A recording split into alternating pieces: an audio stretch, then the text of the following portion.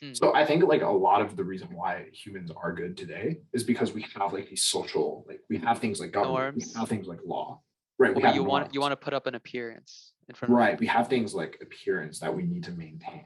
Hmm.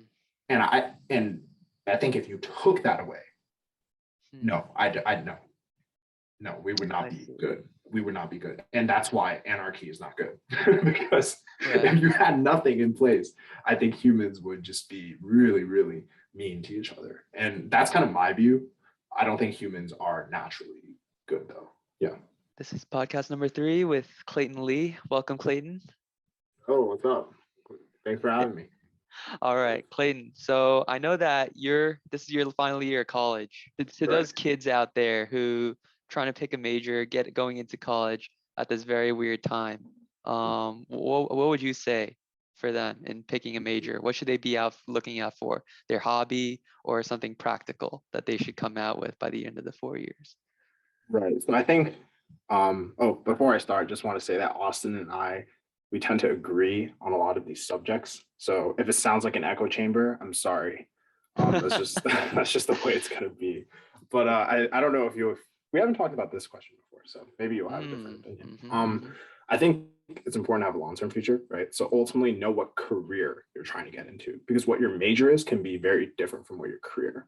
I think if you're recruiting, if you plan to recruit for things like for like the banks, consulting firms, I think your major doesn't matter as much. They hire from not just like your traditional business, finance, or like marketing majors. They hire from people who study history and things like that.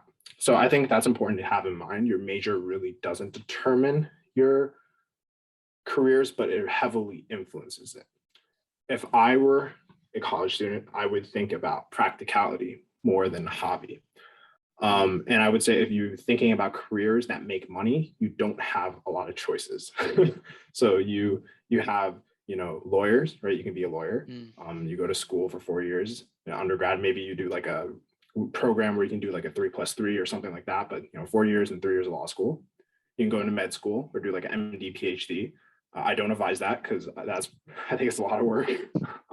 But and then you have like CS and maybe data science stuff. I think that's a lot more appealing to people because you don't need advanced degrees compared to law school and med school, and the work-life balance is great. You get to mm, work remote. You have like it's not as formal. You don't have to go to work wearing like a polo if you even do step in the office. So I mhm, think like CS, that's really good as well. And then like you have your like business side, so like consulting, banking, real estate, like things like that. So I think if you're going to choose a more humanities oriented major, I would go for a business career. mm. That's my advice. And for all those other professions I mentioned, there's a lot more, but yeah, I Right. would go So, into those so more you're specialties. actually the first one for me to interview that's not a STEM major, well, entirely, at least. Mm. But you've Yeah. encountered STEM in what you do, right? At least in Yeah. coding and learning that. So, and I guess even if you don't pick a STEM major, you can learn STEM skills, right? That's a good point. That's a good point. And Yeah. then and then for I know that you and we both have a liking to history, even though we don't major in, well, I major in history, but you You didn't. major. But yeah, that's right, that's right. But you didn't major in history, but you're taking a lot of courses that you don't have to, and you could have, I guess you could have graduated early and you didn't choose Yeah. to. So is it good to like get all the practical and requirements out of the way first, and then just enjoy your senior year taking courses you like? Yeah. I think it all depends on your situation. If you can like Mm, financially um do it, I would stay. Um, if you just don't want to deal with school anymore, I would just graduate early. If you want to save some money, I would graduate early. If you want to just start working, graduate early. And some, honestly, in some days, like I kind of regret not graduating early because like I had to do like a philosophy paper today on like the problem of universals, and I was like, I really don't want it. Like it's so hard. Like I don't know what I'm saying. So like I kind of have, but I think it's good to mm, to get all those practical courses out of the way because when you're recruiting for jobs and things, you want to have those in hand. And then that way, when you secure your job, around your first or second year of your senior year, you kind of have, unless you get like a return offer or something, then you can start taking your phone classes. I see. You said you were writing a paper on what? On It's the problem of the universal? it's so stupid. I don't even. Yeah, it's What called is problem of universals. what is the problem with universal? Talk The to a little problem. about it. Yeah, so like, Or do you okay, see it as a problem at all? I think it's a problem. I don't think it's a. I think it's more of an ontological problem, meaning like it's philosophy literally means love of wisdom, right? Mm-hmm. And I'm not a philosophy major, so if there's any like philosophy people listening to this, you can feel free to like correct me if I'm wrong. Yeah, But or philosophy comment. means philosophy means love of wisdom, right? So Right. ontological, like understanding the nature of things, that's kind of like one of the broad goals, like one of the major goals, right? So like, and then this idea with universals and how it relates to that is essentially like you have me and you, right? We're human beings, Mm, right? I call you a human being, right? right. I call myself a human being. Mm, Now, when we say that word human being, does that refer to actual, like, is there like a pinnacle, like a platonic form of a human being? Like, is it actually a thing out there? Or is it like an abstract idea? mm, For example, like if my scissor is red and my Chinese like red envelope is also red, that same redness, where does that like, how are they related? Are they related just because these properties are distributed within, like these are called like accidental forms, right? Like are these like properties distributed through these accidental forms? mm. Or is it that there's one thing like somewhere floating in space that's like a redness? So it's basically kind of like a metaphysical thing. I think I guess it gets more complicated when it goes it into gets things more like complicated. freedom. And then when it's not having to do with color anymore, it has to do with freedom. And then everyone's definition of freedom changes, right? Yeah, you know what? This is that no, it's a problem because I have to talk about it. That's why it's a problem. That's a problem. It's a problem because you have to talk about it. Okay, okay. Yeah, I think a problem it's with the stupid. universal, it becomes a problem because it has to apply to everything. You're right. Yeah, it's a weird thing. I'm not even. This is my first philosophy class I've taken, so I'm not even Mm, quite sure how like I understand it. But we're reading through like um different philosophers and their opinions on it. So we're reading through this guy. His name is Abelard. I think he was this like French dude in mm, Paris. And anyway, he has his own opinion. His opinion is that universal, like for example, the universal human being, it's a purely linguistic thing. Like there is no universal human being floating out there. Like there's no like sure. pinnacle human being. It's Right. when we refer to human being, it points to a common form. So when we say human being, it points to this overall common form, this abstract image. And How about it can average? also, sorry. How about average human being? Right. We like when you say Oh, like point out a universal human being, well, we're like, well, there's no such thing as maybe we each compose what it means to be human, but like let's say average human being. What does it mean to be oh, an average human being? Would that shake things up a bit? Is there an average human being out there? average human being. I guess you would have to really extrapolate what average means. Right, Um, exactly. yeah, because I Or guess like like the average Joe American, right? That yeah, or yeah, earns the average Joe amount, lives an average Joe lifestyle. Is there such thing yeah, as an average Joe out there? I think yeah. I there guess has to that be, but it doesn't have any meaning. But what do you think? yeah. So he calls it like it's called like status or something like this. This is like Latin word, and it's like a really abstract definition. He essentially says that there is something within humans that each makes them a human. That's what makes them humans. Like not necessarily that there's this one abstract thing that passes its properties along to us. We're called forms, right? So like we're forms. Like for Mm, example, you have like a wax, right? You shape it into ox. He uses this example. You shape it into ox versus you shape it into a person. Like that ox and person at the material essence, their substance is the same, but um, are they? But their forms are different. Now the problem is that like, and this guy Boethius, he came along and said like, okay, well, and he came before Abelard. He said what you were saying before, right? Like if each of us has a part of that human being, mm, then a human being can't be really one thing. So is it really one thing that connects us all? Because it's separate within us, right? How can like, for example, if you and I were the only human beings in the world and we mm, comprise of this idea of human being, and mhm. this is what links us together. How can it link us together? Because it's like multiple things. Anyway, I think it's so I don't even This yeah, I don't Right, even right, like right. talking about this because like there's no practicality to it, you know? Like the Ah, more you talk about this, it's just kind of like, I don't what's know, the what are you point? gonna do with it? What are Yeah, you what's gonna the do with point? it? Exactly. Uh-huh, uh-huh.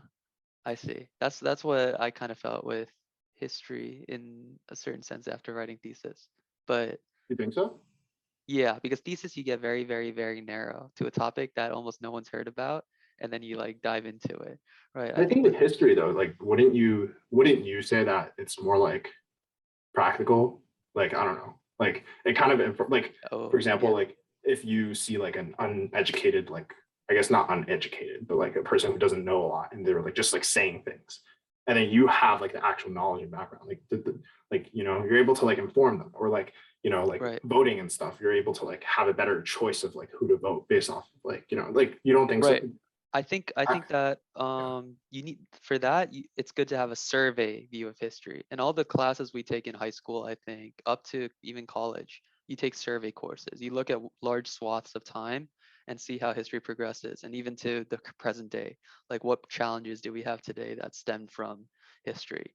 But when you write a thesis in history or you take a class that specializes in a certain time period, instead of covering like a broad swath, you kind of like delve into specific people, events, and when you do the analysis, it's very specific.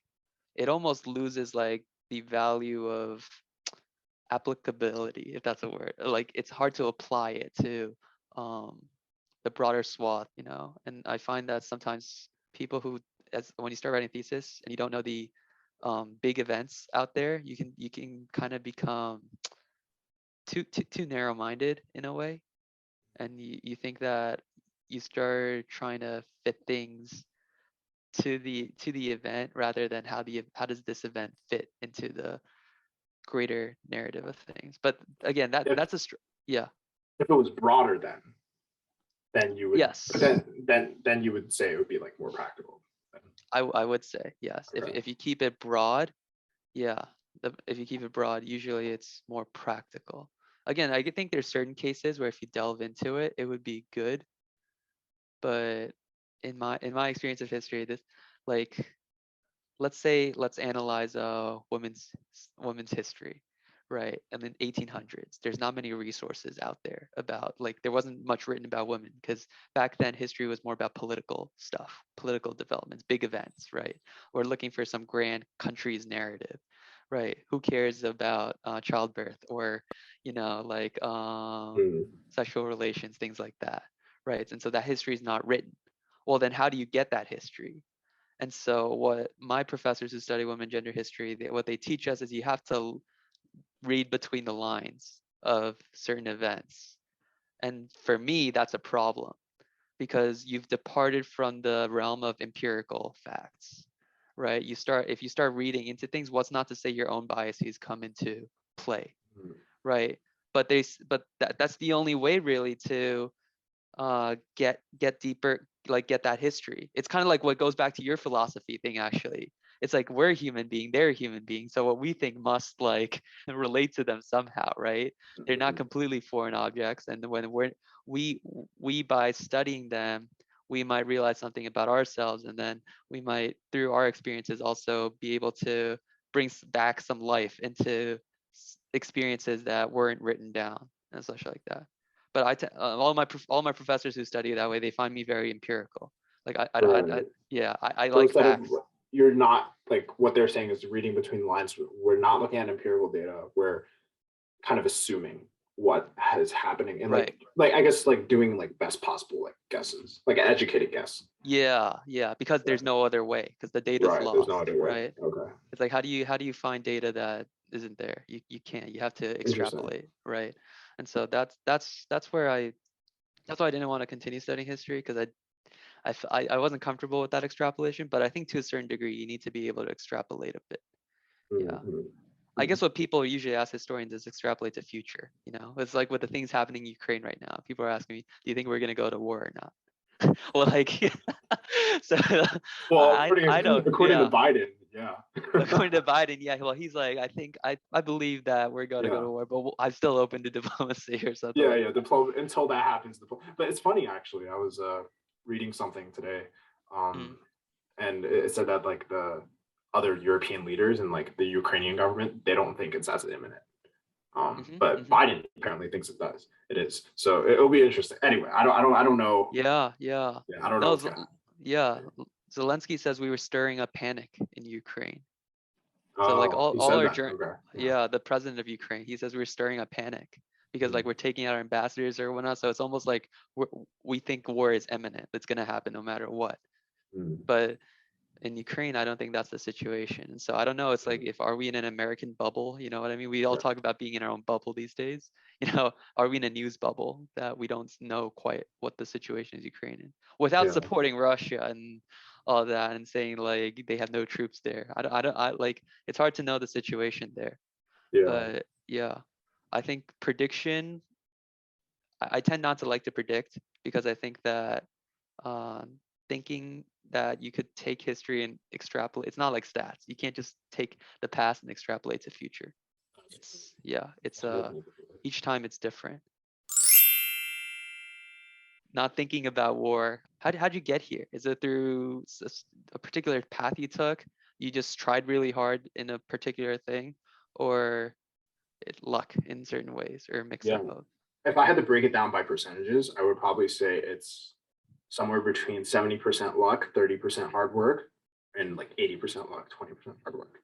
And this goes to the point that Alan made in your last podcast, is like how much money you can make kind of like determines how much money you have, right? And I think his specific example was like, if you're a billionaire, it doesn't take that much for you to make a million. But like, let's say you're a middle class person and you want to make a million, that's going to be really hard, right? And then if you're like low income, right? If you're really poor, that's going to be even harder.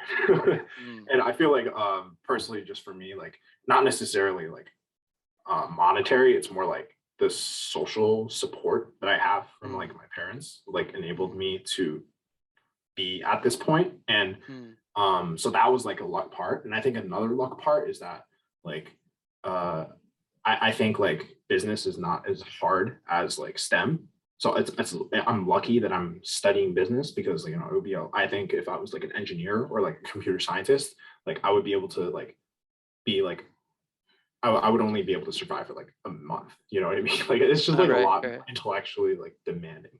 So like I would say that's like kind of the luck side, just having like external factors around me and just so happening to choose like, you know, before I went to college, like I didn't know what choosing like a business like hotel administration like major, like I didn't know what that really meant, and I'm lucky I chose. How'd you end up in it then?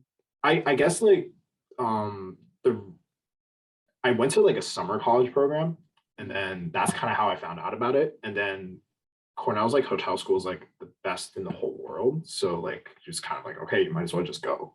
And then you realize you're at the hotel schools, like, yeah, no one actually wants to do hotels. Like everyone wants to go to banking, you know, like to the banks, whatever functions, you know, the banks have, like all the jobs there. So yeah, that's kind of like my spiel. But I think for other people, right, like, and I think just as a general statement, luck versus working hard, I think like it's a balance between both. I would say like working hard can get you far, but it can only get you so far, right? And like I always like to use the example of basketball players, like for example, LeBron James. He definitely works very hard. I mean, you're not a 36, 37-year-old basketball player and like just still killing it. And he still has championship expectations on him. And you can't get to that level unless you work hard. But at the same time, he's a genetic freak. He's 6'8". In Miami, when he was in his Miami days, like almost a decade ago, he was 6'8", 270, 280 pounds. And he was like the fastest player in the NBA and strongest player. You know what I mean? So like that takes like a special type of genetics. Not everyone has that. So I would say working hard is important, but working hard only beats talent if talent doesn't work hard. But what happens if talent works hard? Then you get people like Elon Musk and Jeff Bezos. That's what happens. So yeah, I would say that's kind of like my opinion on that. It's a mix of both. You need both luck and working hard. What do you think? I think that it definitely is a mix of both. Kind of in agreement with you on you can work hard, but it only gets you to a certain point. I think we emphasize working hard in our society a lot, but luck is more uncertain, and so it's even better not to emphasize, because you don't know when luck comes your way, right? And sometimes you're just in luck, like you said, with your parents, I guess. If you're born a certain way, that's not that's out of your control, and you're just in that environment, so you can't really think about it, that you're already in that, like, it's hard to think outside the box in a way. But with respect, I was thinking, like, you worked really hard in high school, right? You made it to valedictorian, and Yeah, yeah. right. Do you still work as hard in college? I feel that, like, you need to tell high school students to work hard, and in college, you could slack off a bit and have to be more open-minded in college, and then it changes as you go through phases in life. Yeah. Do you I, think that? I think like the reason, yeah. So I would say like I don't work as hard in college. And I think it's because like I've talked about this before, but like with you, like we're microwave babies. Like this is the microwave generation where we like, for example, like my dad used to tell me, like, oh, you guys just look up things on the internet. When I was in school, I would have to go to the library and like look at like 50 encyclopedias for information, and that would take 30 minutes. And now like you have 10 seconds and you search on Google. So I think like that's kind of the reason why I'm not working as hard in college in terms of like academic schoolwork. Um, and even like for the I don't know, my high school like valedictorian, it doesn't really feel that impressive. And I think it's just because I know like people around me who are at better schools, and like I knew if I was in that school, I would not be valedictorian.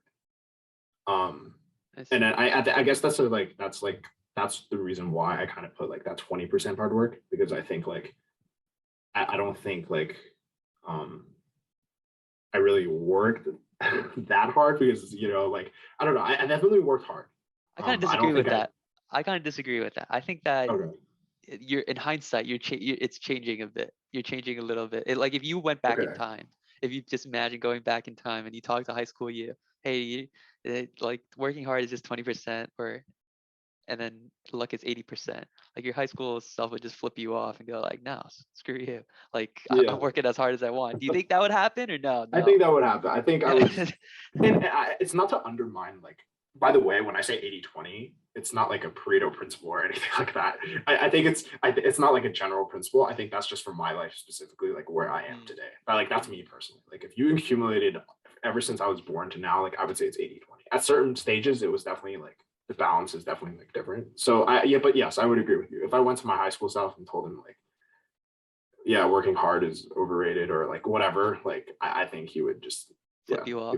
he would just let me off. Like he wouldn't care. Ignore you. And I think like there's value to working hard, but I Uh-huh. think at the same time it's kind of like this gets really existential. I have a Mm, friend at school, and he graduated, and he kind of says like, I don't know why people are so ambitious.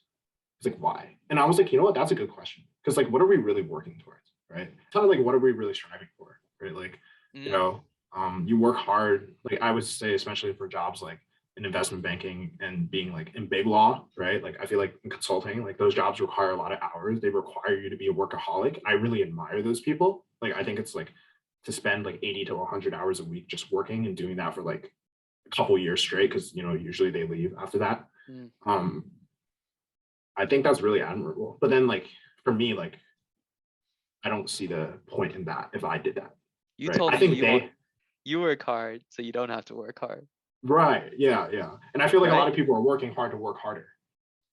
Oh, That's like kind of like my thing. And I'm like, well, like for me, I'm working hard to not work right. as hard. Or like not even that anymore. It's more like I don't need to be that intense. Like I don't need to be that ambitious. Like I can just be me in that sense. Like I think everyone's different, right? Like you do what makes you happy, but then you kind of get, especially in college, right? I think there's like this pressure cooker environment, like, oh, who gets the best jobs and like who does that? And you kind of like Mm. realize you're like, wow, like I really don't want to work 100 hours a week. But for those investment bankers, I wonder if their goal is to obtain a condition of self-sufficiency, That too. right? That Do too. you want that? Do you want to get, is that one of your goals, to self-sufficiency? Self-sufficiency is a condition where you've have an income that can make passive income on its own, so you don't need to work. And then at that point, you can explore your interests or do something you want. Is that something you want to strive for? I guess, or it's something I can do now, right? Like I don't have to make like 500K or upwards to you know, to do that. I can do that right now, right? Like maybe I'll make like 80K or like, you know, Right. 70K or, you know, whatever. It might not be glamorous, but like if I did that, I could still like explore things like, because, you know, like those jobs will probably be less hours. So with less hours comes more hours to do whatever I want. I think it all depends, but I guess that's not the way I think about it. I think about it like as this. Like I've been telling my brother this. I said, think about the lifestyle that you want to live. Now you need to shoot for the career that fits that lifestyle. For me, I'm not a very materialistic person. I mean, I think you know me. Like I kind of like wear the The same. internet doesn't know you though. Sorry. Oh The yeah, internet the doesn't know internet. you. Yeah, like I guess like I kind of wear like the same like shirts like for the past like not like the same shirt every day, but like I've had like the same rotation of t-shirts in my closet for like the past like 4 or 5 years. So like I'm not a very materialistic person. I think the only thing I buy is like games. So like even if I had all of that like you know passive income, like what would I even do with it? Like to be honest, like I don't know. I don't know. I would just be investing it over and over again and just making more money. And then like, what would I even do with it? I don't know. I don't know. And I guess that's something I just kind of have to explore with. But I don't know. What do you think? What do you think personally? This competition atmosphere. I think this tends to be like when you're younger, this like drive that you need to, you look at the people next to you and you're like, I need to get ahead. This is kind of like something I talked with Andrew, is like being in the competitive pack. You know, he was Yeah. with like an overachiever group.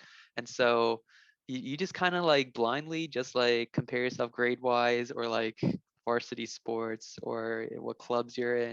And then maybe that's high school, right? And then you get everyone wants to hear what college you go to. And then after that in college is what's the best job.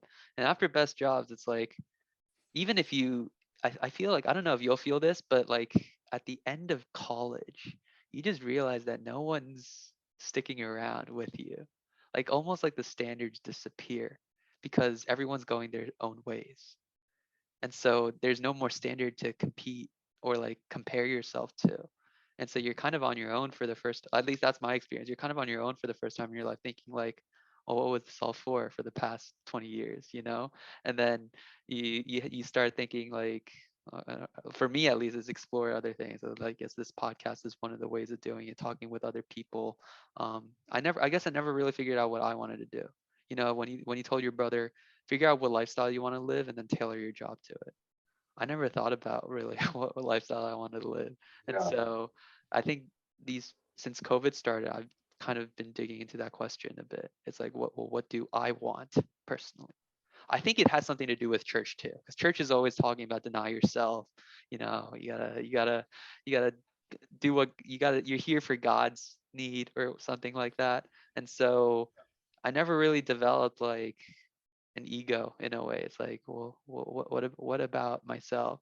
You know what I mean? Maybe like everyone naturally develops an ego, and or I'm just naturally like more open to other people. I don't know. I really don't know. But that's my thing on competition. I used to be pretty competitive in high school, Really but yeah. But I just interesting. I did by You're so graduation, chill now. huh? So You're chill so now chill now. because I'm kind of like you. I just see no reason to compete anymore. I'm like, Hmm. okay, you know, it's like I think you kind of get jaded, you know. Like, you get jaded. Yeah, I think so. It's yeah. like, yeah, I got a good grade, or yeah, I did this, but then it's like, okay, it doesn't really matter. Yeah, Yeah. yeah, or it doesn't. It's not that it doesn't matter, and then it's no use Yeah. to like compare to others, I guess, just to shove it in their face or they shove it in your face. Yeah, and I think there's like more, and on that note, I think like there's other things besides like success and money, and I think that's like really important, right? Like I was reading a couple studies on this, Hmm. and like money and like success, like that's really important. Like that creates a really strong baseline of health, sorry, health, happiness, and Hmm. how far that takes you. There's like mixed studies, right? So like some studies say that like you know more wealth doesn't necessarily increase happiness, others do. But regardless of what you think, it kind of sets a baseline. And it is important, right, for you Hmm. to be happy. But I think there's Right. also a lot of important things to keep in mind.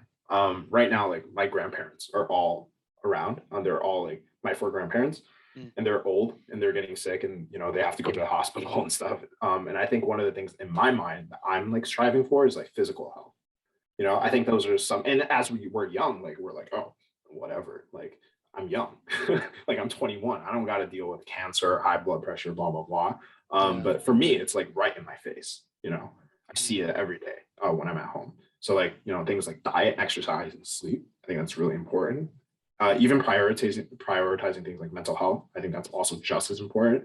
You know, having a strong circle, you know, strong social circle, you know, being mindful, meditating, staying off of social media, not reading the news as much. Do you So I think think there's also other things that you can like prioritize besides like success. You know, there's other things out there too. And I think that's important for people to realize. on this issue of mental health, maybe in high school, I started hearing about like how like we're the burnout generation or something like that, and Mm. then how so the influence of social media and all that. But do you think like maybe 50 years ago, like I don't think mental health was such a big deal. Is it that people just didn't study it or didn't talk about it? Yeah. Or is it something with our society it's become very prevalent? Right. And then it kind of gets to the question like, what is wrong with society then? So then I would say Yeah. I was looking at like the countries that like have the highest depression and suicide rates, Is and it Japan? I, I, Japan was like somewhere there. I remember like seeing a lot of countries that like I thought were like developing countries, like in my own mind. Like I don't know, like you know, like when I hear this random country, like I'm like, oh, that's like developed. And I don't know what if they're higher just because they have like lower population, and maybe that's like it's like a lot, it's like a higher proportion. You know, like Right, right. 5 suicides in a country that has 10 people versus 5 suicides in a country that has 100 people. So I'm not really sure how that ranks. Hmm. But yeah, so like I tended to see like a mix of like people like you know, in those like countries with higher depressions and suicide rates, like I tended to see like I think in my eyes like more underdeveloped countries. So Really? I think it's a I'm not really sure. Like I haven't studied this enough. So I would say like it's kind of a mix of mental health not being like covered as much. So there's like an underreporting in the past. And I think Mm. it we feel it in the US especially because there's this deep idea that we're trying to stigmatize it. Destigmatize it. You're right. Yeah, destigmatize it. Yeah. Yeah. And because of that, there's a lot of people coming out of this supportive mental health. Now, personally, the people I know in my life that have mental health problems are few, and I think the reason why is because people who genuinely have really deep like mental issues, they're afraid to talk about it Mm. because they don't want to look weaker. They don't want to look um, inadequate. I think that's one Mm. aspect. They don't And want then to be another left aspect, I out. think there are a lot of, I think, you know, if you're a basketball fan, you've been hearing about this, but Ben Simmons, he's this NBA player who, anyway, there were a lot of drama with him, with his team, and he eventually cited mental health as a reason to not play. Mm. And now all of a sudden that he got traded, you know, he's like smiling, laughing with his teammates and stuff. So, so people are like, okay, are you really like mentally like unhealthy, or did you just use that as like a card, Mm. you know, as sort of like get out of jail free card? So I think there's Right. that kind of balance that I'm not really sure like how to proportionalize it I like always between. thought it was the developed countries that had higher issues of mental health, Yeah, or the I more to be rich honest, I'm people. not really, yeah, because I was looking at it, but I guess we could look at it Yeah. after. Yeah, we But could look at it. Yeah, or go more in depth next time or something you like know, that. maybe next time. But yeah, I guess Because I thought like I'm not sure. developing countries, they're more sustenance. And so when you're sustenance living, like you're just trying to get by, right? Have food on the table for the next meal. You don't have time to think about existential questions or like questions other than survival.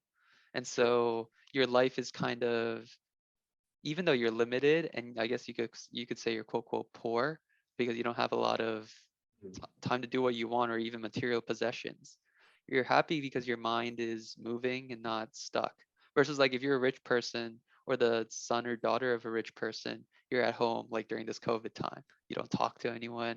You don't really go to school, you know. You see everyone's happy, quote quote, on social media. Like I think that would have an effect on the brain more so than if you were poor. You know what I mean? But again, something we could look into what where is mental health happening, like mental health crises, why is it happening? Again, I don't know many people with mental health issues around me either. Maybe it's because people don't talk about it. I think I that think because like Asian, it's because we're Asian, I think. it's because you're Asian, and then it's that. I think there's that, but also in like group settings, people don't bring up personal issues or like even, right? It's only in one-on-one settings with people you trust you can have a deep conversation with. And that's something I talked about, Joseph, is like group settings. Like no Yeah. one wants to talk deep issues. It's just like surface level stuff. Yeah. So that might be it too. We need to talk with people more one-on-one. Do you think social media has this influence of exacerbating this issue? Yeah. Wall Street Journal, they had the Facebook files. They, I think a lot of people have heard about it, and it was they broke a whistleblower came to the Wall Street Journal, like reporters, and then kind of like told them what's happening. And basically, this whole investigation was on like Facebook knowing that social media was bad, and it had like negative consequences. For example, like things related to the January 6th attacks. There was some correlation between what Facebook did there and the actual events that occurred. And like, for example, like teenage girls like having like body like image issues.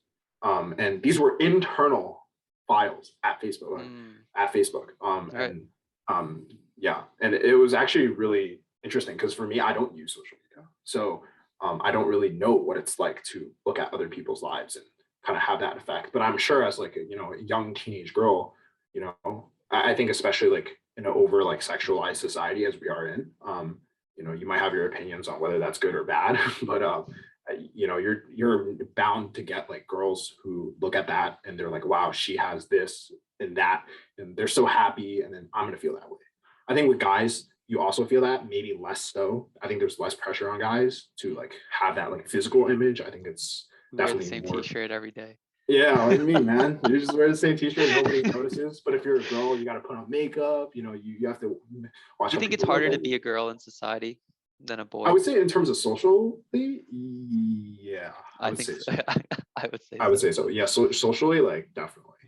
Mm, Yeah. mm. But I mean, you see all these like attacks, like I don't know what the statistics are, but like if you look at these like attacks on like I guess like the Asian hate crime thing, like they're all one, like this past Sunday is another woman. Um anyway, so if you're a girl listening to this, if you're laid out at night, don't be laid out at night. And if you have to, walk with someone. don't don't don't Right, don't right. don't be alone because yeah, like this world is crazy. But yeah. It is a crazy world. I think Christina Lee or someone, she was murdered recently in New York City, Yeah, exactly. This past right? Sunday. And it's like Yeah.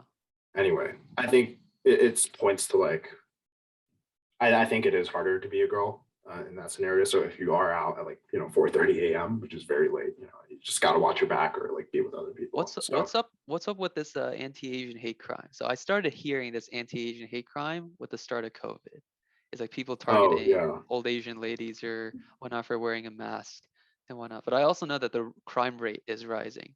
So is anti-Asian hate crime a subset of the rise in crime, or is it something? Is it did it happen before COVID? I mean, like on a wide scale, and then it became an these are big issue. questions. Yeah. You should have invited a sociologist. No, I'm just kidding. No, but that's the Because thing. I want to bring up opinions of people around me. Because like if I bring a yeah, sociologist, I'm like Joe Rogan. I bring in celebrities with expert views. I don't have any. Like we yeah, we lost the common view. Like what does the common yeah. person think?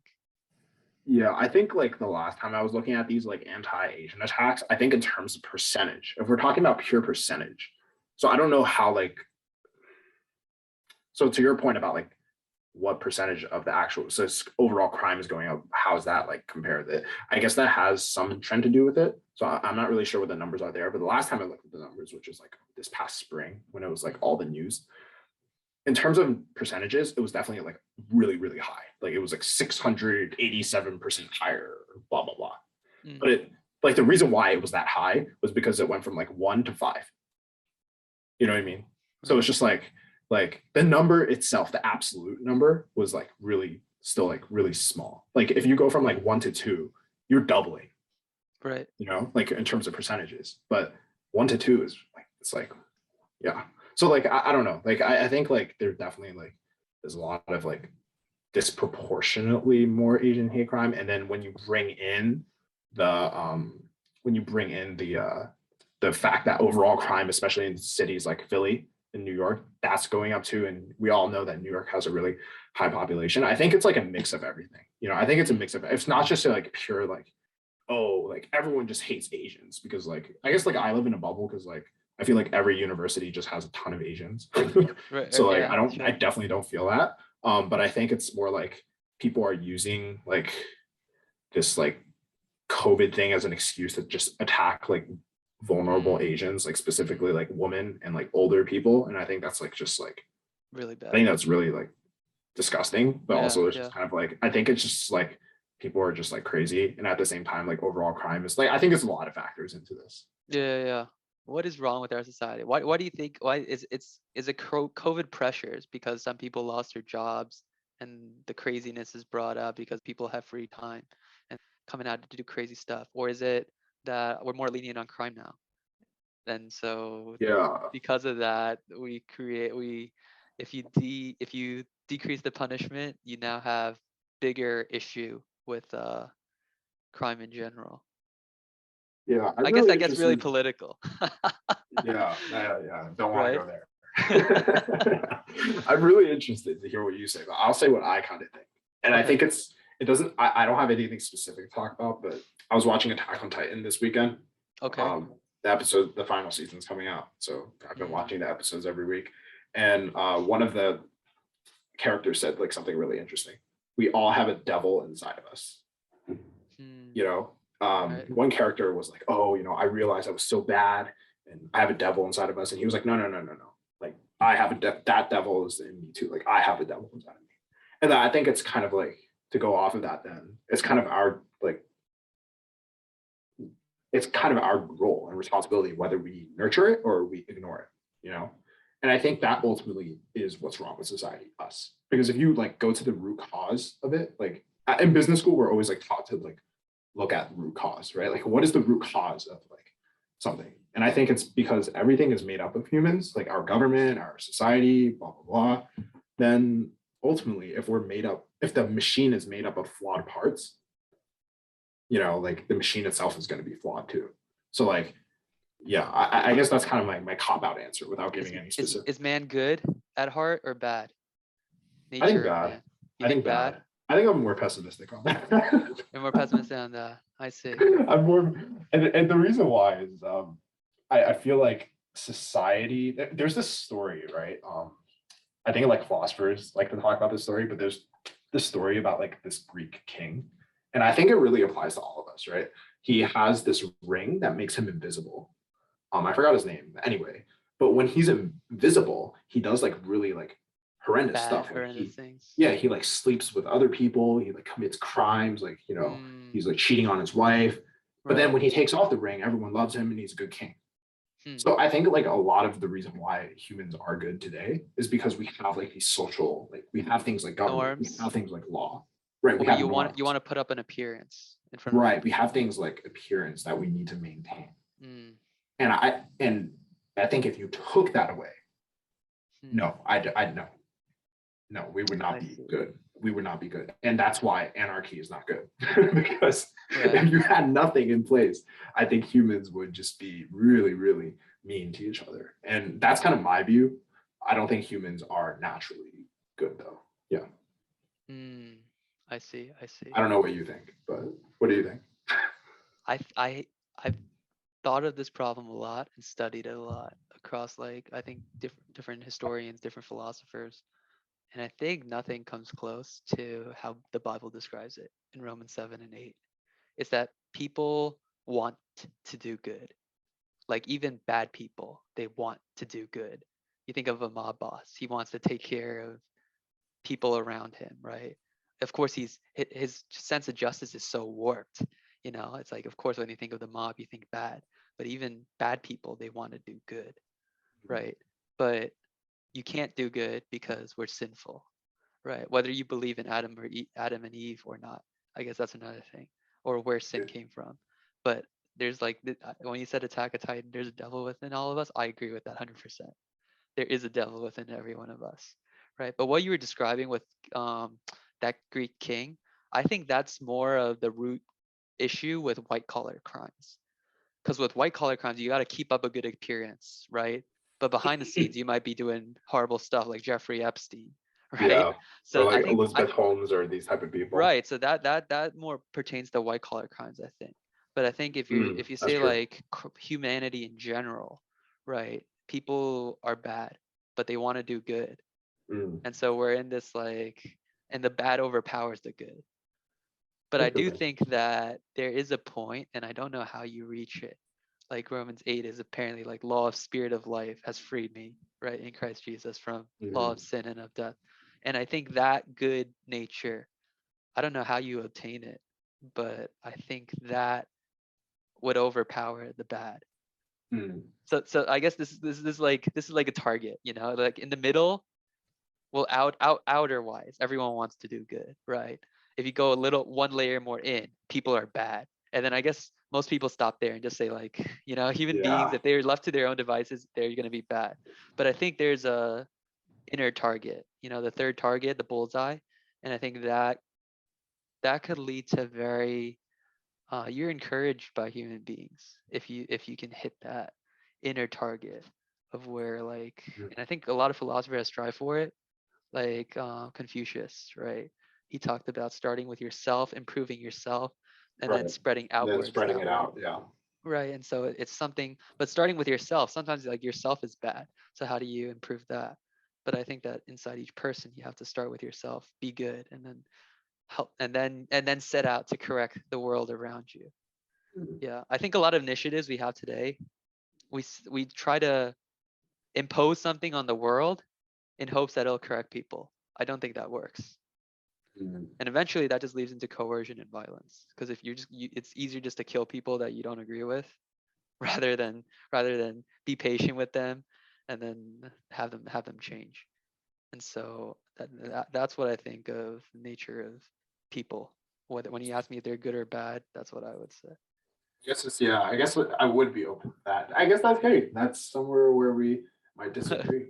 I guess, I guess that's true. Because I was reading Augustine for my philosophy class, and he said something a little bit different, but he said something like everything that's created has an inherent good. He said something like that, like, you know, even if it's good, like it has like it was made with a good image in mind. And obviously, because Augustine was like a super Christian, like he was like super into God, so obviously he's gonna say that he's not gonna slander like God, right? right. And I guess. Oh, by the way, we're not. I guess like he's not talking about things like, I don't know, like things that humans create. I think he's like talking about like things that God creates. But anyway, yeah, I kind of like looked at that. I was like, I don't know if I agree with that, but like it's kind of like, I guess, because I guess it's more complicated than just like, oh, bad, you know, bad. So I guess there are good layers. That's true. I guess if you think about it, like your mafia boss example, you know, it's kind of a warped, perverted, like distorted version of justice or good, or whatever you want, the good stuff, and then it manifests itself through the bad stuff. Yeah. Right. Exactly. So I really I don't know either, but that I think is the best explanation of whether people are good or bad. I think it's not just simply one or the other.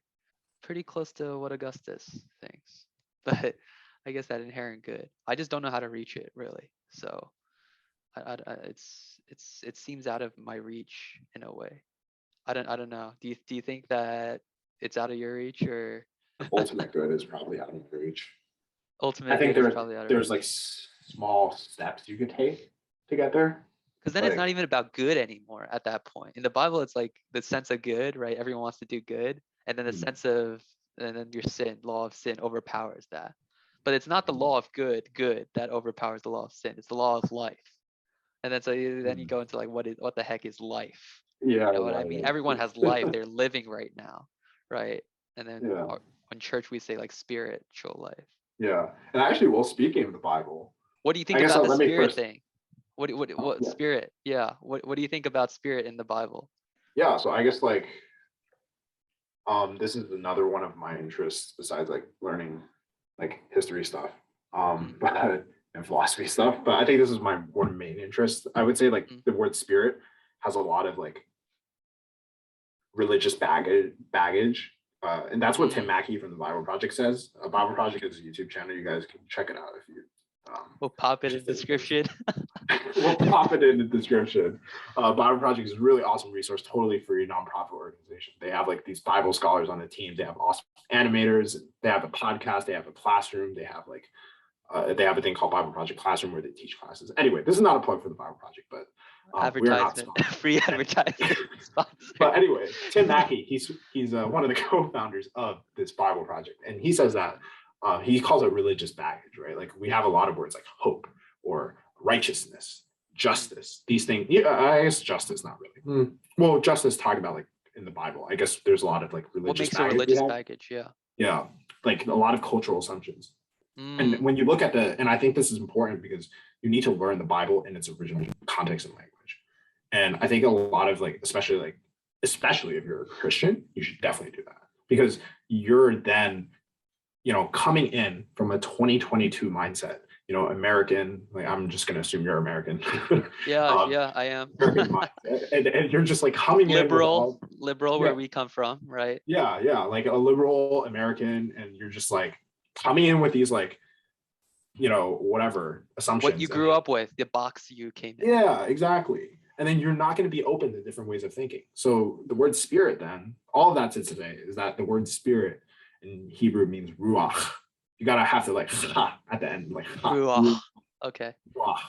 And essentially it means spirit. Spirit essentially means like air, like presence, God's personal presence. So if you think about the air, the way it moves, right? Like it's like sort of this invisible force, right? You can't really see it. But when it blows against the trees, you can see the effects of it, right? Right. Yeah. In fact, like the first sentence of the Bible, like the very first like instance of God is literally his spirit, his personal presence coming down to the earth. So spirit does not mean like sort of this like, like whatever abstract like form. It's this real powerful life and energy. And going to the idea of breath, the ancient Hebrews, they believe that ruach, when you breathe in and out, that's God's life literally coming in and out of you, sustaining your living. Because if you think about it, when God made Adam and Eve, what did he do? He breathed into them. That's ruach, God's personal presence. And in Noah, in the story of Noah, when God is about to flood the earth, he says, I'm going to take that ruach back. So that God's personal spirit and his presence and his life-sustaining force within you, he can take it and he can give it. Do you think that spirit's still there today? Like, could we take God's ruach, into us today? Or is that's something for Old Testament times? I'm not sure about that. I guess I'm not really educated on that, but I guess I'm trying to say like, you're trying to get back to the original context of what the original spirit means, right? Spirit is ruach. It's something breathable. I guess in our church, we like to say that spirit is something we should still breathe in God, right? And we have certain practices of breathing in. But how, like when you say cultural baggage, right? Let's say that this word spirit, it's become so baggaged that it's lost its original meaning. Yeah. Is there a way to get back to the original? And does it even matter to get to the original? It's still hard. I think it does matter. I don't think ultimately it matters. I think if you're serious about being a Christian, I think it matters. I think it matters. If you're not and you're kind of just a Christian by like name, I don't think it matters. And if you're just like in it for the benefits of like, do you think that you're going to live forever after this? I don't think it matters. Now, how to get to that, I think it's really difficult. And that's where resources like Bible Project kind of come in with that. They kind of break down these like words, like for example, holy. What does that mean? Holy, like we think it's all about being like, good and whatever. No, holy is actually like a totally different idea, right? Like it derives from the word like Latin word like sanctum, which means like kind of like sanctify. It means separated from common stuff. Right, separated, yeah. And the way to think about holy is kind of like the sun of our solar system. Now it's like super powerful, it's super hot, right? It's this sort of holy thing, and nothing in our solar system is like it, right? It's separate from everything else. But if you get too close to it, what happens? Burn like Icarus, up. You burn up, yeah. Icarus, yeah. You kind of burn up, right? That's kind of like God's presence. and that's the whole point of the temple and like getting cleansed, right? Because you don't want to go into God's presence when you're unholy and you're about to approach a holy thing, you burn up, right? So now you see like our old cultural baggage of holy, like, oh, you go to church and you do good works and then you do like sacraments or whatever and stuff like that. No, like I would say like through resources like the Bible Project, it's like these ways. That's the way to like kind of like get behind that, get away from that religious like stuff. I don't want to call it baggage because that makes it sound negative, but it's really baggage. Like like you don't. You want to cut to the truth. Cut to the truth. Yeah, you cut to the truth. Yeah. And I think another way to do that is if you study it, right? If you take a class on it. I don't think you need to do that. Everything that I've done is like literally on the internet. Right. Yeah, my free time and on the internet. Like you can literally look these things up. Like what is the Hebrew word for righteousness? What is the Hebrew word for repent? What is the word Abraham mean? Like, well, what does that mean? Like, what does that even mean? Yeah. Well, I don't know. I think these things church? are like, sorry. How about church? Because now church, we think of a building, right? Oh, are you saying like, how does church approach this issue, or are you saying like, no. What about the word church? Oh, because it's like now we say, what church do you go to, right? But that wasn't the original intention of the word. It's more like the people are the church, right? They're the called out ones. Yeah. Right. And so that's the church. So I find like it's like when people ask, it's become like I know exactly what you mean. It's like, yeah, that's the religious baggage right there. What church do you go to? What church do you right? So and then that's just how you talk to people, and you in order to get to the truth, you have to go, well, no, that's not actually what church means. But then you sound all like high-minded, but then the thing is, and all that. Like, I think that you could sound like all high and mighty. The way I also see it too is like, if you can get to the original truth, you kind of see like, wow, like the ancient Hebrews were a lot more intellectually like complicated than we might think. Like the idea of God's breath going in and out. I don't know. Like when I think about that, it's a lot more complicated than what I thought about like breathing and I don't know. Like I don't even think about breathing. It just happens. But for them, it's like a constant thing that God is supplying and taking out the air, putting it back in, like now we know like CO2 and stuff like that. But like, yeah. So you're using examples like air, sun, right? Things that are physical to kind of describe a spiritual or more abstract entity. Do you think that these physical objects, what we would say old creation, is a way to model something that's abstract and like new creation, like spirit? Or is it that we just happen to all be English majors in a way and somehow created similes and analogies to things that we see? I think this is something that the Bible does on itself. Like it uses a lot of like analogies or crazy images. Like you have this creature like with seraphim in it. It's like covered with like wings, and then you have like the cherubim over the like the ark, and it's just like all these weird creatures that have all these symbolism. So I don't know if they like even reflect any reality. But I like think simple stuff like sun, and air. Like sun. Was air made so that we could understand the spirit? Oh, was air? Or did spirit, or is the spirit? We wanted to figure out a way to describe spirit, so we use something like air to kind of. Oh, you're saying like was air made so that we could describe spirit, something exactly? Like that? Yes. I have no idea. You'd have to ask the man above. when I meet him, I will. But I think it's very helpful because I think a lot of time, and this is kind of what Augustine talks about, right? Like, a lot of what Christianity is really anti-intellectualism, right? Like, don't study don't study philosophy, don't study like these things, don't like think about it, just accept it, And then Augustine kind of like broke it down into two different things. It's kind of like, okay, like there's one part where it's passive, and then another part where I'm active. Like passive is like if a pastor or like some father or whatever, right? He tells me these things and I just believe it. Active meaning like he's actively understanding to seek and learn things. I think it's really helpful for Christians to go down that route of Augustine, like actually become a philosopher, right? The way that Augustine breaks it down is this: why we should study philosophy. And it's kind of like a tacky, semantical like way of doing it, but he says philosophy, right, like I mentioned before, is love of wisdom. Now, wisdom is God, right? Like we have literally, not Ecclesiastes, Proverbs, right? Lady wisdom is this like Uh-huh. attribute of God, right? God's chokmah, right, in Hebrew. So Right. love of wisdom, wisdom is God, then we should study philosophy because love of God. So that's kind Okay. of his way of like kind of wrapping around it. But Mm. yeah, I would just encourage like any like people who are looking at the Bible, like studying it into like whether it's like intellectual or you're Christian, it's just kind of like you kind of have to like break it down and see what you really believe. It's kind of like a form of deconstruction, right? You But really so like so so with Augustus, he associates God with Augustine. wisdom. Augustine, Yeah. he associates God with wisdom. Yeah. Yeah. Uh, like I guess this goes back to the question: is wisdom or like even wisdom's abstract? Is wisdom a way to describe God, or like Mhm. to describe God, we have this concept of wisdom, and and Mm. then apply it to God? Because like I guess like if you grew up in a non-Christian background, right? I guess wisdom would be some other entity or deity, right? I guess maybe for the ancient Greeks it was Athena, right? I don't know if what the Chinese what they thought wisdom was, or whether wisdom was a deity, but like Well, you know definitely what I, money is a deity. We have the really money in god. Chinese. Oh, in Chinese, money is a deity. Oh well, like Tyson, like money god.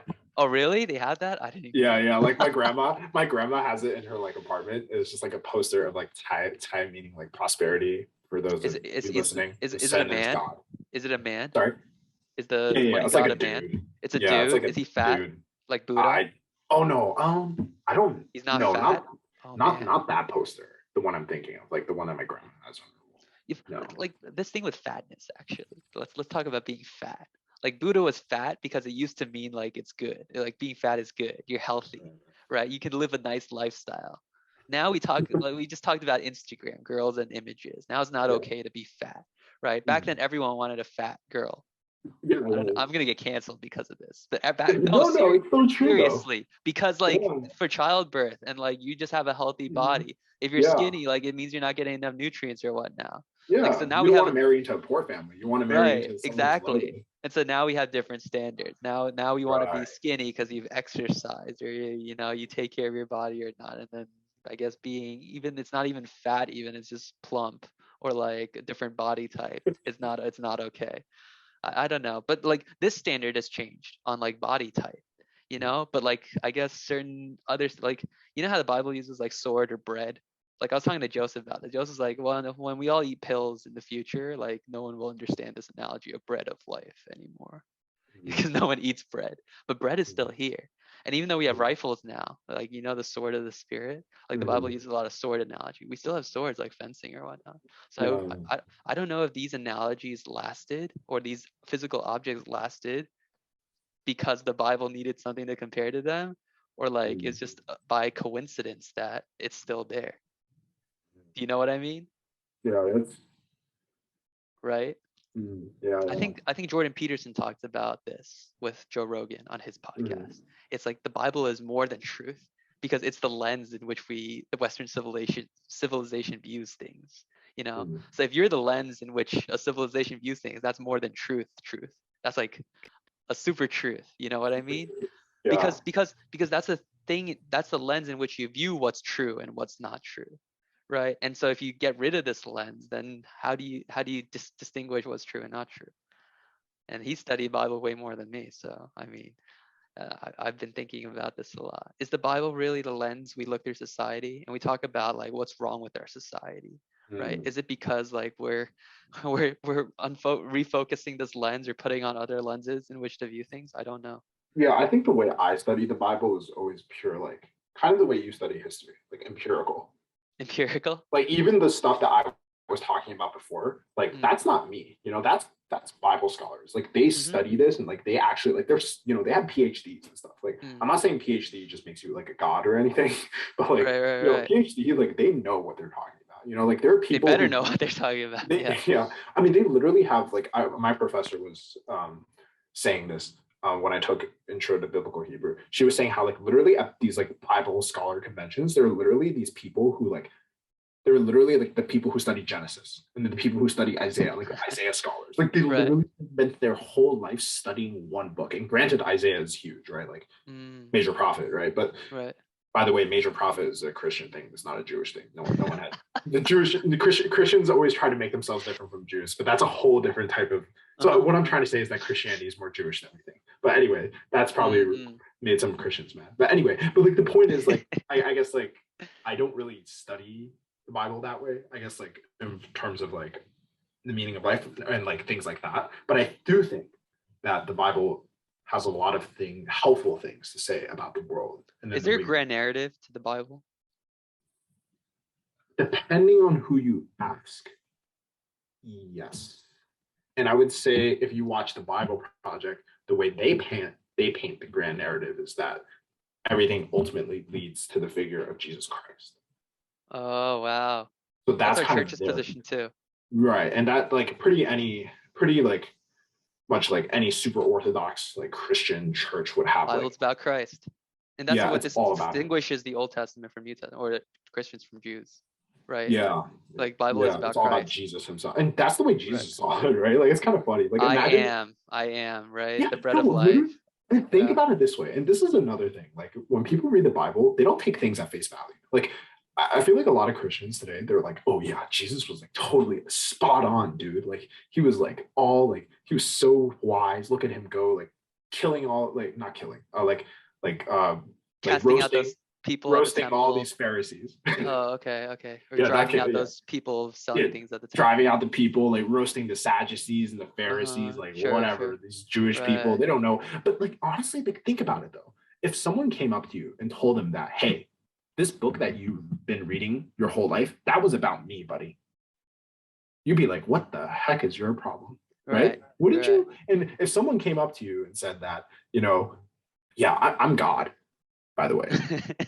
Like he basically said that, right? Like I am, like what you just said, I am. Like people are like, what are you? And think about that, right? Because Jewish people are not supposed to worship.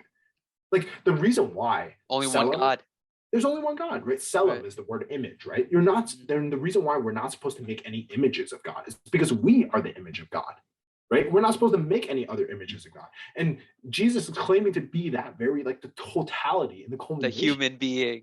The human being as the image. And you're like, what are you talking about? Like, so then, and then you have these stories where people cut a hole in someone's roof just to put them, bring them down. And we read that, be like, wow.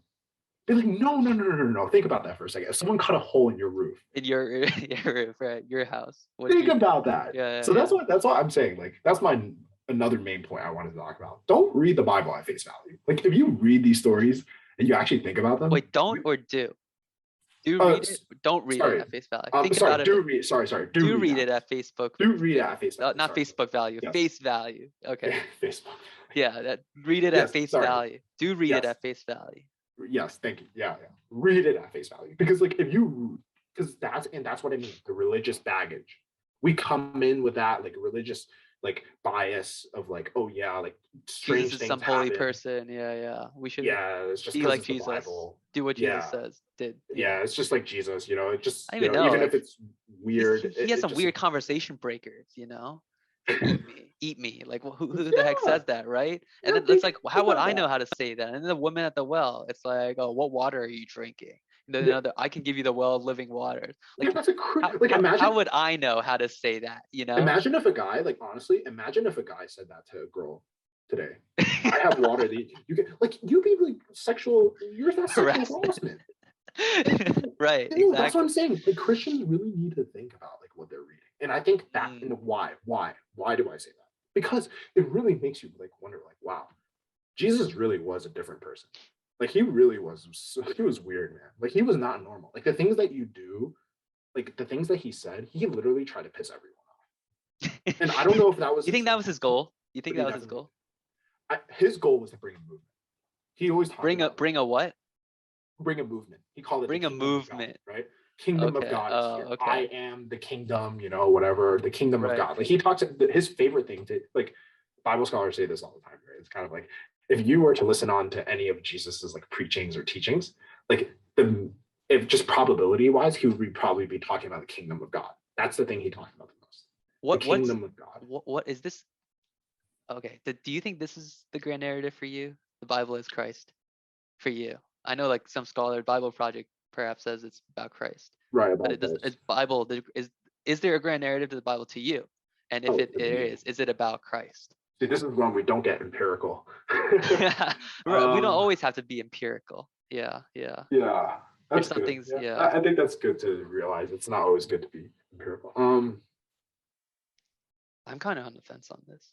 How about you answer that I while go think of a first. good Okay. answer? While you think about, I'm on the fence on this because our whole lives we've been hearing Bible is about Christ because we grew up in a Christian like household, right? But then it's like, all right, the whole Bible is about Christ. What the heck does it mean to me? You know, if God is very so egotistical, then if the whole thing's about him, why should I care? You know, then it's like, oh, you're a sinner, you know. You know, you're right. And then it's like, all right, so I'm just trying to live. Like, so what does God want to do? I'm a sinner. Oh, so I need God. Wow, that's like calling out systemic racism on me and then saying I need to read more on like, no, but that's the thing too. It's like the left has, because they're very secular. I feel like systemic racism is a way of like, it's almost exactly the same thing as saying everyone is a sinner, you know? Everyone has Mm, racial biases. Everyone's a sinner. But then mm, God's way is that there's a way for salvation for God. And then I guess the racial justice way is to donate to Black Lives Matter or I guess read more of what Ibram Kendi said, you know? And so for mm, me, that's like, well, I'd rather take God's way, even though I don't even want to take God's way at this point. You know what I mean? Like right. I I live see. my life, if I just live my life, right, then I guess Yeah, I'm still a sinner by biblical standards. And then it's like, well, you need God, you know, even if you're Job, you're this holy, righteous man, right? Or like perfect person. God said he's a perfect man, right? There's mm, no man more righteous than he. God doesn't even want that, you know. He still like puts Job's through a lot of trials. And then I feel God talk more to Satan than to Job. And so I'm like, what the hell, man, you know? So I'm yeah, like, I see like Bible's about Christ. Sure, you want me to believe it? I mean, what choice do I have? You know, what's the other choice? I burn in hell.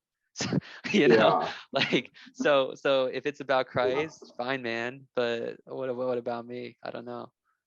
I Yeah. think if yeah, so then I think everyone has a different opinion on this, but I will say that I think if you put, and this is going to get kind of back to the empirical because that's kind of like all I know really. I don't really know anything else. Is Because love empirical? Can love be empirical, Clayton? I guess if you look You at want like to say whatever yes?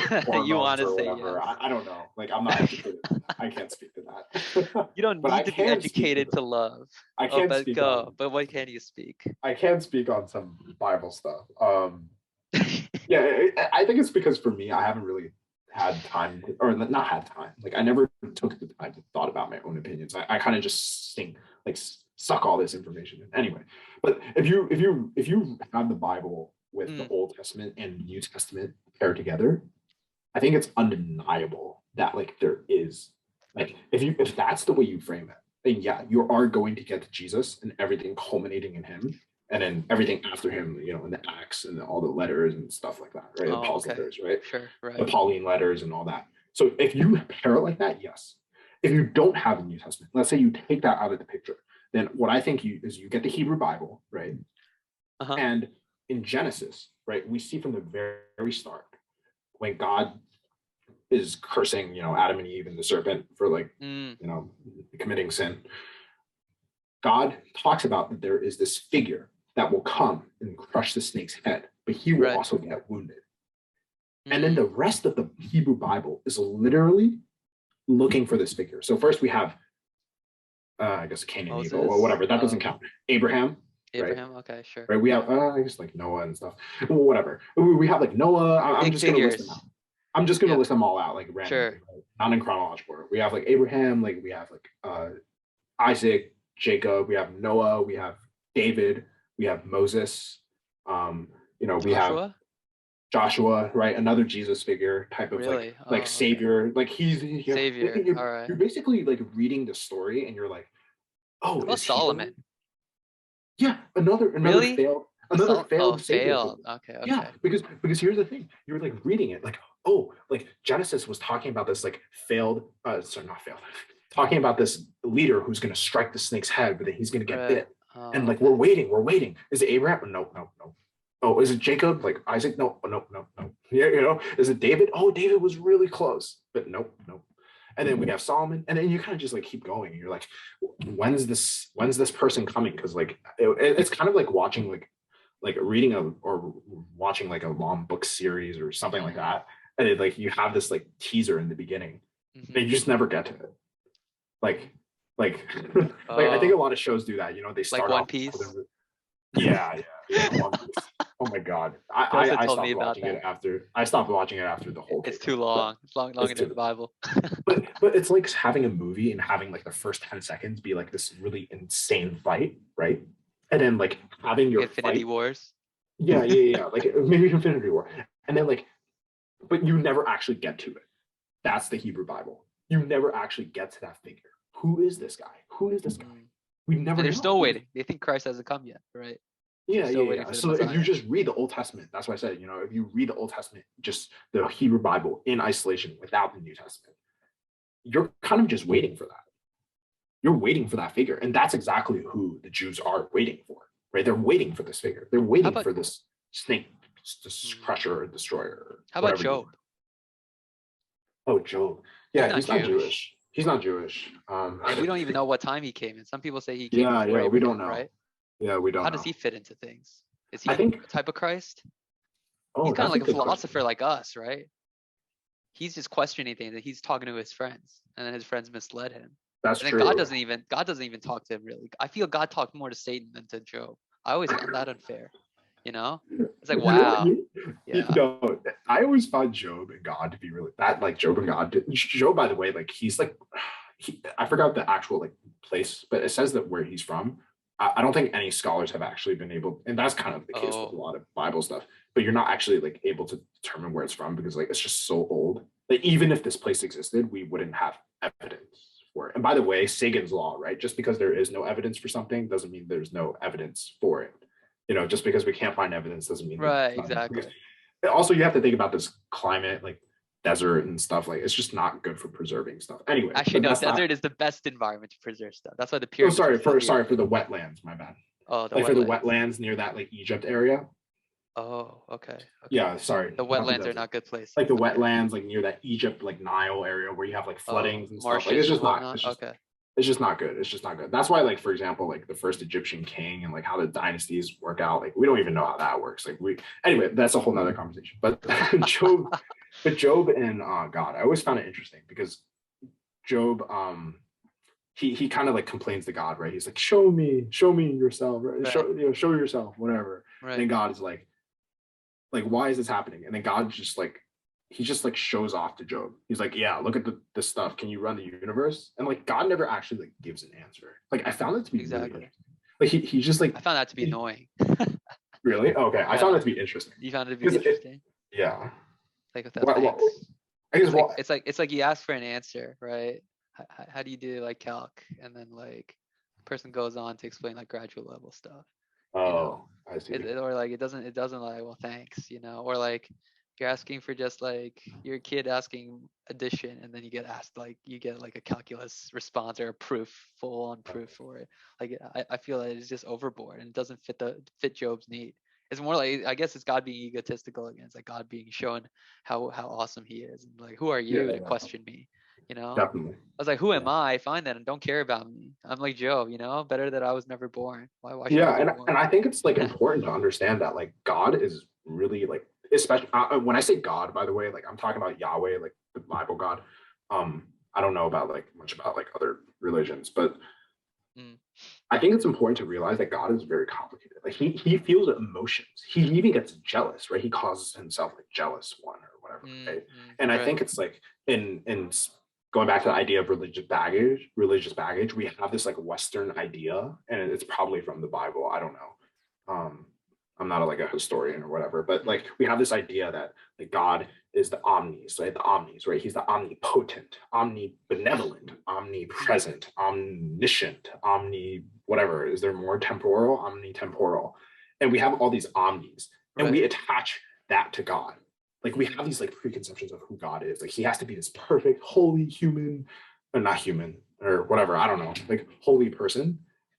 And then when you read the Bible, it actually like never says those things. Like it talks about how God gets moody. God gets moody. Like he's just Moses gonna had to flood. calm him down a bit, otherwise he would have killed all the Yeah, children of Moses Israel. got to calm it down. I really Can wonder you if believe- Moses didn't do that, if God would have committed sin then No, by can killing you all this. believe that? Like, think about that. Moses, actually, that's Had to funny. calm God down. Yeah. Right. So then I'm like, if Funny. God actually went and killed all of the children of Israel, would that be a sin? You know, we say God can't Yeah. sin, right? Yeah. But then would that be a sin for God to do it? Or is it something like righteous fury?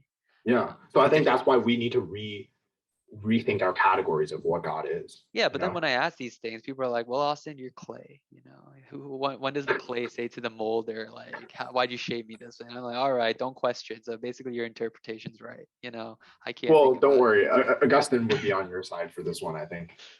Yeah, I have He- Augustine with me before the courts of God. Yeah, when he judges me. Yeah, Augustine okay, was thanks, definitely Clayton. like, Yeah. Augustine was super Christian. Clayton, you'll be my other trial lawyer, I guess, when I get put on trial. Yeah.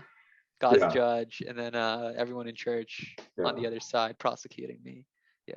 Yeah. So I guess my answer to you then would be no, just don't simply just think, oh, you're the clay, or don't question the creator. My answer to you is like, you need to reshape or rethink your ideas of God.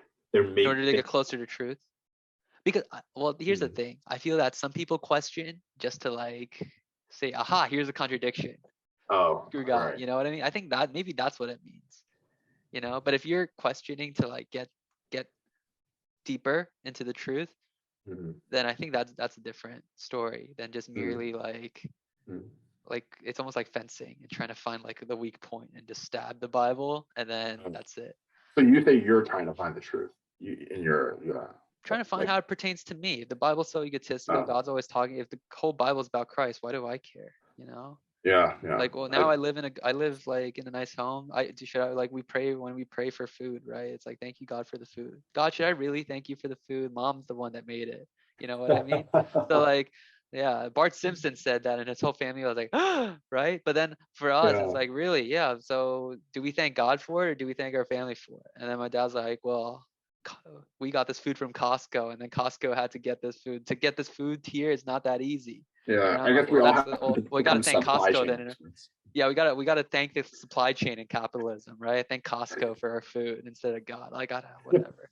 This is welcome to my family. Yeah, dinner conversations, but I did want to talk to you about one last thing, and one this last is kind of like, I think you've broken the record for longest podcast. the longest part. I think it's because we always like, I don't know, we always have things. Well, we can talk about two things, but I guess like two things. Okay, I wanted to you got one thing. You got one thing. Yeah, one thing. All right, but we'll save it for next time. The other thing we'll save for next time. Sure. That way people will wait for podcast 3.1 with Clayton and Austin. Yeah. I wanted to continue like I guess like or like restart the conversation of like capitalism versus socialism. Oh and, like, boy. And with like you and Joseph, like kind of like Joseph was saying, like I want socialism. I want socialism, and then capitalism like can get us there. We'll have the we'll have the capital. And then you were saying how like it's gonna like once we all get poor, then we're gonna go back to capitalism. Then when we all get rich, we go back to socialism. I don't believe that, but that's what someone told me. Yeah. Oh I find it absurd, but yeah. You were saying that like it's just right. It's just gonna be this like insane cycle. Right. So I guess like my take on this. And okay. I'm not a scholar. That's okay. Joseph's not a scholar. Sorry. Joseph's not a scholar. Oh yeah. I feel like I've been saying I'm not a scholar, so I don't get. It's okay. So you don't get canceled. Roasted. Yeah. Well, more like I don't get roasted by people who actually like study these things. Right. But like, I guess my opinion on this is like, if we look at like actual like, so like there's like these like this like most capitalist countries like index or whatever you call it, right? And based off of that index, and maybe I can send you a link and you can put it in the description or whatever. But the US is actually less capitalist than places that we traditionally think are socialist, like Finland and Denmark. And it's really interesting. So like when we talk about like US being this like capitalist evil giant, like it's actually not as capitalist as we think. Because like countries that we always talk about, like Denmark, look at them and their social programs, or Finland, and like all these countries, like they're ranked higher on the capitalist system. So, and then based off of that, I think the ideal economy, right? Like we often call the US a capitalist economy, but in reality, it's a mixed market economy, meaning that it has both characteristics of capitalism and socialism, right? So like we have things like free markets and free enterprise and things like that, right? But we Right. also have like these huge social programs. Like, for example, my grandma, she has like Medicaid. um yeah, and then she has cancer right now. And then like she's literally taking a pill that costs like thousands of dollars each month, and it's all being Mm, covered by the government. And you know what I mean? Like that like there's no way she would be able to pay for that on her own, right? And only mm, through the government and these socialist policies she's able to get it. So I think like in reality, when we talk about socialism versus capitalism, it's kind of like we're talking about it in a vacuum, right? But in reality, there exists no country where it's just purely, actually, I don't want to say that. I don't know that for sure, but I'm going to say it anyway. There exists no country where it's purely socialism versus and purely capitalism. would the Soviet Union be considered completely socialist state? I don't even know. Aren't they kind of like authoritarian? Because I was reading something today that I called like Authoritarian China, socialism. Because this, wait, say that China, again. You're they reading called what? like China and Russia like authoritarian governments. Of course. Yeah. Yeah. But So the like, is thing that with really social, socialism? I don't know. all right, so this is the thing with me and Joseph. We couldn't even define socialism really. Socialism, I guess, is Yeah. just the worker possesses the means of production. I guess that's the Mhm. simplest definition, right? Right. And so I guess with your grandma example, with like even medicine, it's consumer centered rather than like whoever produces it centered. We don't care about like who makes it, it's just like everyone who needs it should get it kind of idea. So it's more like people centered, grassroots, right? But the thing with socialism for me is like if you're going to impose that system, you need a lot of power to do it. Yeah. It's like for social security, everyone needs a social security number, right? In order for the system to work. And so this runs contrary to our idea of checks and balances in small government, right? It actually socialism, you need a big government in order to do these things. But the problem is that once you have a big government, when power is concentrated, then you lead to something like Soviet Union or China, and there's no Mhm. way out of it. You're just Mhm. gonna have centralized power. So I guess like because it's almost like our generations, we become incentivized or like we take the bait for what benefits us for socialism without realizing the dangers of a concentration of power. Yeah. Like people are like, so what? If the government's good, then that's fine. Well, so Right. said every dictatorial power government like that's ever been in history, right? Right. Yeah. That you give power to. That's my issue with socialism. I don't see how you Yeah. can carry it out without huge government intervention. Yeah. That's why I think it's like, I don't know, it has to be a mix of both. It has to be a mix of both. Like there's no, I don't know. I don't think there's any way to have like an actual like prospering Pure country capitalism. with just pure capitalism or pure socialism. Like it just does not work. And Mm, I would say this though about capitalism, it's kind of like the way things work naturally. Like for example, I capitalism. don't know. Yeah, like things are just naturally capitalistic. Like I don't know if you look at the animal kingdom, like things that get eaten, like it's kind of like the survival of the fittest. Isn't that just kind of like capitalism? You're based off of your own Wow. merit Now we and get like, into social Darwinism and things that arguments people used in the Gilded Age with the big Rockefeller, Carnegie, and Andrew oh, Hill. is that did they use those arguments back then for the Gilded Age? With the social Darwinism, definitely. Yeah, Oh, it's like the people who get to the top are the most socially fit. It's the survival of oh. the fittest mentality applied to society. Yeah, and it's kind of Yeah. like natural. Like you can't really. I guess you could stop it, like with antitrust or whatever laws, but Mm. like you can't Was really would the stop U.S. it. be considered capitalist then before FDR and like 1910s, before all this progressive For the era social stuff? programs. Without these social programs, yeah, government wasn't really involved, right? And government It's actually sided probably with big a lot more companies. capitalism because I guess like Is that these pure numbers. capitalism right there? Yeah, I guess that would be a lot That more would be pure pure capitalism. capitalism. Yeah, because like these numbers are from 2022, right? Like the country, like most capitalist countries, Oh, 2022. right, right. Like so, like yeah, that's after we have like all these huge social spending and like Yeah. packages and stuff. I So find I yeah, I find these guess so. labels that we do with like capitalism and socialism, it's kind of like labeling the US as a democracy when it's a republic. It's like Right. right? Yeah, that's what I'm saying. Like you're calling US capitalist, but it's not really capitalist, it's a mixed market. And you're calling US democracy, but it's not because it's a republic. Mm. Like I think people really need to Get their look at definition straight. yeah, like look at the empirical facts first. And you kind of like see how like your preconceptions, right? You think the US is like not that like super I see. capitalist, but it's really isn't, because if you think about it, if it's really capitalist, why does my grandma pay like $0 for her medication? Right. Like it's not capitalist, but like Right. it is capitalist, right? Because you have like Amazon, right? Mhm. And you have Google, and you have these Pfizer, like, Moderna. yeah, usually And have we these never huge, paid for the vaccine, yeah, right? yeah, we don't Government's have to paying pay. for it. So that's Yeah, what government's socialists paying know for it. it. Right. Socialists. So like Right. I think there's like good aspects and bad aspects, but then it kind of goes back to the idea that I was talking about before, like within each like human, I think we're inherently bad. Like, and I think like having too much concentration in that government, right? Like trusting the government, right? Like you said, just trusting the government, like that's going to be good. I think that's a flaw too, because ultimately it's going to be like a dictatorship or authoritarian like China or whatever. And that's Yep. what that kind of goes to the idea of like American exceptionalism, where we have this like checks and balances system, right? Which is why America can't really like it's much harder for America to become like To do Nazi anything. Germany Yes. or do anything. Yeah, do anything. Yeah. Then like for example China, right, where everything is like CCP. So I think that's kind of like the beauty of like the American system, and kind of how it like the socialism and capitalism argument is a lot more nuanced than people might think. Right. But yeah. I think we'll go into more of the American exceptionalism and the capitalism socialism stuff in the next podcast. Yeah. Clayton, I think you You're gonna broke have a a lot to record. edit out. What? No, I'm not. I usually don't edit out anything. Most of the conversation will be intact. So Yeah. you'll see. You'll see. And I Yeah. hope to release it soon. Yeah. Well, thanks for coming on, and yeah, hope we can do this again soon. Yeah, this was fun. Thanks for having me.